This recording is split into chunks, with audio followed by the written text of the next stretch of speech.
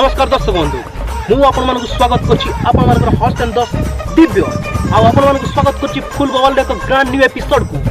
Jar ना हला full बवाल एपिसोड 2 मु आपण मानक स्वागत करछि फुल बवाल एक ग्रांड न्यू एपिसोड को फुल बवाल एपिसोड 2 गत एपिसोड रे आपण माने देखि दिले किछि कॉमेडी किछि मजादार वीडियो किंतु ए एपिसोड रे आपण माने देखिबे किछि नुआ किछि दमदार कहानी को नै आछियो हमें फुल बवाल रो एपिसोड 2 रे आ ए कहानी आरंभ करिया पूर्व ए शो आरंभ करिया पूर्व प्रथम आमे हम जज साहब श्रीयुक्त बीके महोदय को स्वागत करछि। जज साहब आपण विषय कोन कहबे कोहंतु। नमस्कार मुई बीके अर्जुन कुमार आमर घरे की हेछि ना समस्त कोरोना हे गेछि खाली मते छाड़ी दिली तो सेति पय तो हम कोर्ट को जाई पारु तो वीडियो कॉन्फ्रेंस माध्यम रे आ मु विचार करबी आ बहुत बहुत धन्यवाद सर आपण हम से सब एपिसोड रे जड़ी रही थिबारु। आज आमे ए फुल बवाल रो एपिसोड जहा पय आरंभ करिछु से आ केही नहंती ए एरिया रो कटे नामी दामी बिजनेसमैन नहंती आज्ञा से होउछंती ए एरिया रो नामी दामी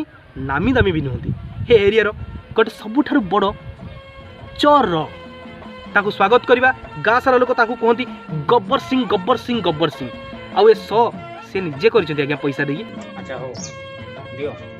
एबे से आसामी को डाको जहाँ राजी विचार हो आ लेट करनी तो डाको welcome one and only mister चोरो मिस्टर गब्बर सिंह।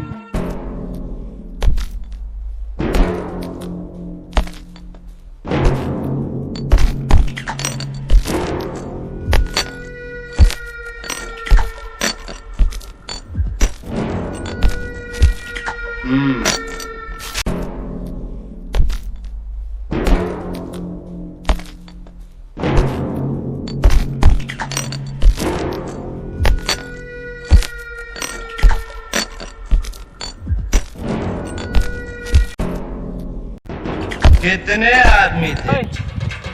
केही आदमी नहंती एडी मु एका अछि जाइबनु की हड हड हड गब्बर सिंह आसी तू जा जा अरे मु ही गब्बर सिंह सॉरी सर मारतो न मोर जैकेट को देख सर नमस्कार सर अयो गब्बरा भाई तमे कोन सर्कस पार्टी उठिस लगियो चुट्टी देखि लागो जे को जल्दी सर्कस पार्टी जक करथिलो सही है ना ओहो सुनंतु मु ही गब्बर सिंह हरप गब्बरा आपण ये जो चुट्टी देखुछन चुट्टी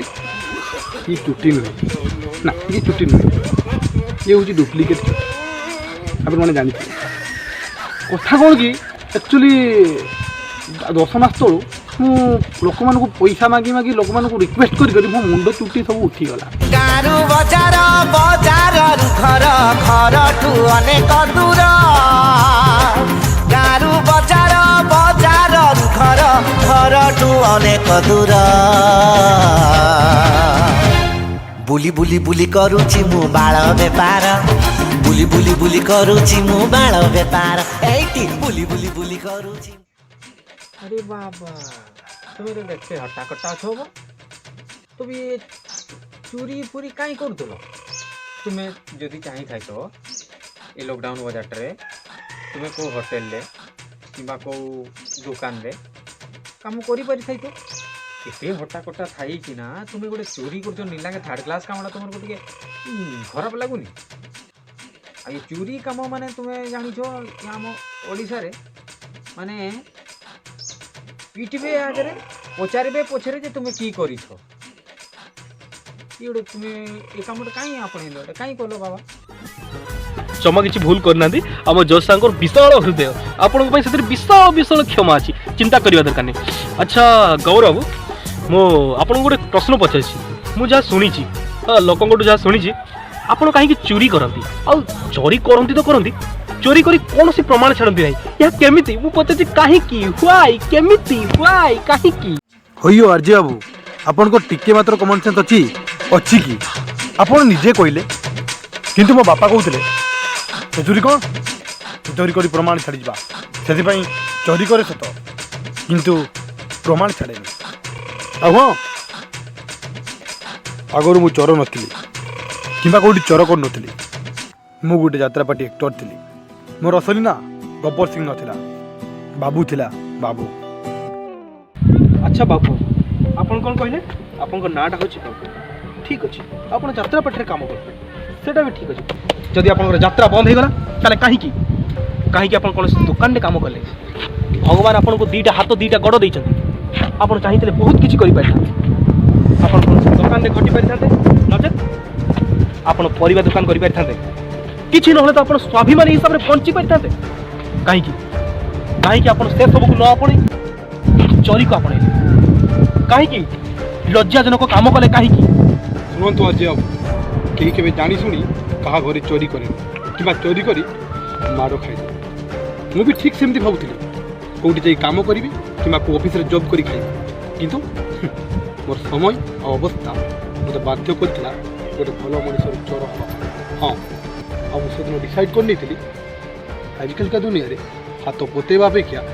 ଛଡ଼େଇ ନେବାଟା ହିଁ ଭଲ তুমি এই যে চোর ব্যবসায়টা আরম্ভ করলো এই যে খরাপ রাস্তাটা তুমি বাছি নেল কোন পাই বাছিল কোন পাই তা বিষয়ে টিকে খুলাসা কর ଆମ ଦର୍ଶକ ବନ୍ଧୁମାନେ ଟିକେ ଜାଣନ୍ତୁ ସେ ବିଷୟରେ ସେ ଗୋଟେ ଭଲ ମଣିଷଟା କାହିଁକି ଖରାପ ହେଲା କି କାରଣ ଥିଲା କୁହ ମୁଁ ବି ସେମିତି ଚେଷ୍ଟା କରିଥିଲି କେଉଁ ଦୋକାନରେ କିମ୍ବା କେଉଁ ଅଫିସରେ ଯାଇ ଖଟିକି ଖାଇବି ଆପଣ ଜାଣିବାକୁ ଚାହୁଁଛନ୍ତି ଜଜ୍ ସାହେବ ଆପଣ ଜାଣିବାକୁ ଚାହୁଁଛନ୍ତି କାହିଁକି ମୁଁ ଗୋଟେ ଭଲ ମଣିଷରୁ ଖରାପ ମଣିଷ ହେଇଗଲି ମୋର ସମୟ ଆଉ ଅବସ୍ଥା ମୋତେ ବାଧ୍ୟ କରିଥିଲା ଗୋଟେ ଭଲ ମଣିଷରୁ ଖରାପ ମଣିଷ ହେବା ପାଇଁ ଆସନ୍ତୁ ଆଜିକୁ ଠିକ୍ 9 ମାସ ପୂର୍ବରୁ ଏମିତି ଗୋଟେ ଦିନ ଆସିବ ତୁ ଠିକ ସେଇଦିନ ପସ୍ତେଇ ହବୁ अरे मदारे तू सहारा वो छाया उसकी भुजाएं ଯୋଉମାନେ ଆଜି ମୋତେ ଥୁ ଥୁ କରି ମୋ ପିଠି ପଛରେ ଥୁକୁଛନ୍ତି ସେଇମାନେ ଦିନେ ମୋତେ ଦେଖି ହିଂସାରେ ଚଳିବେ